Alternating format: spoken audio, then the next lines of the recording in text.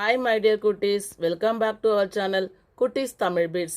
இன்னைக்கு நம்ம பார்க்க போகிறது தனித்திறமை. அதற்கான குறிப்புகளை நம்ம என்ன செய்ய போகிறோம் பார்க்க போகிறோம். கவனிங்க.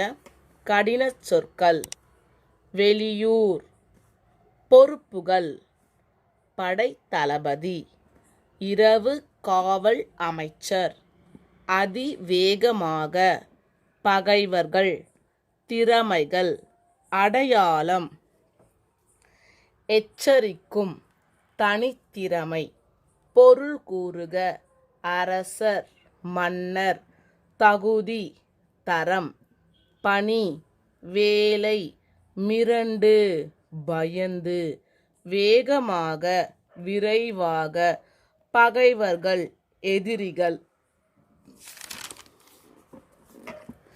எதிர்ச்சொல் தருக.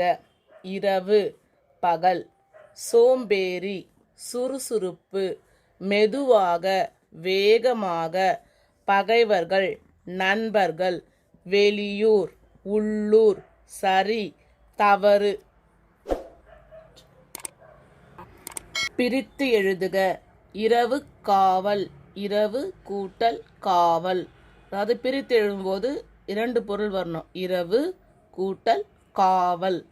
படை தளபதி, படை கூட்டல் தளபதி. எதை பார்த்தாலும், எதை கூட்டல் பார்த்தாலும். விடை தருக. காட்டில் விலங்குகளின் கூட்டம் யார் தலைமையில் நடைபெற்றது? யார் தலைமையில் நடைபெற்றது பாருங்க. காட்டில் விலங்குகளின் கூட்டம் புலிராஜாவின் தலைமையில் நடைபெற்றது. புலிராஜா படை தளபதி பொறுப்பை யாருக்கு கொடுத்தார்? விடை. புலிராஜா படை தளபதி பொறுப்பை சிங்கக்குட்டிக்கு கொடுத்தார். கொடுத்தார் தானே சிங்கக்குட்டிக்கு. அடுத்தது பாருங்க. ஆந்தைக்கு என்ன பதவி கொடுக்கப்பட்டது? விடை. ஆந்தைக்கு இரவு காவல் அமைச்சர் பதவி கொடுக்கப்பட்டது. ஏன் ஆந்தைக்கு இரவு காவல் பதவி அமைச்சர் பதவி கொடுத்தாங்க? அது என்ன பண்ணோம்? நைட்டெல்லாம் முழிச்சிருக்கோம் இல்லையா, அதனால அந்த பணி அதுக்கு கொடுத்தாங்க.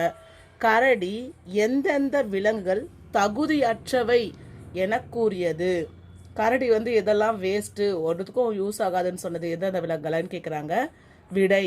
முயல் மற்றும் ஆமை போன்ற விலங்குகள் தகுதியற்றவை என கரடி கூறியது. இந்த கதையின் மூலம் நீ அறிந்து கொள்வது யாது? விடை. இந்த கதையின் மூலம் ஒவ்வொருவருக்கும் தனித்திறமை உண்டு. அதை அறிந்து சூழ்நிலைக்கு ஏற்ப பயன்படுத்த வேண்டும் என்பதனை அறிந்து கொண்டோம் இல்லையா? அதை நம்ம தெரிஞ்சுக்கிட்டோம். ஓகே குட்டீஸ், இந்த வீடியோ உங்களுக்கு பிடிச்சிருந்தா லைக் பண்ணுங்க, ஷேர் பண்ணுங்க, கமெண்ட் பண்ணுங்க. மறக்காம நம்ம சேனலை சப்ஸ்கிரைப் பண்ணுங்க. நெக்ஸ்ட் வீடியோல பார்க்கலாம். தேங்க்யூ குட்டீஸ்.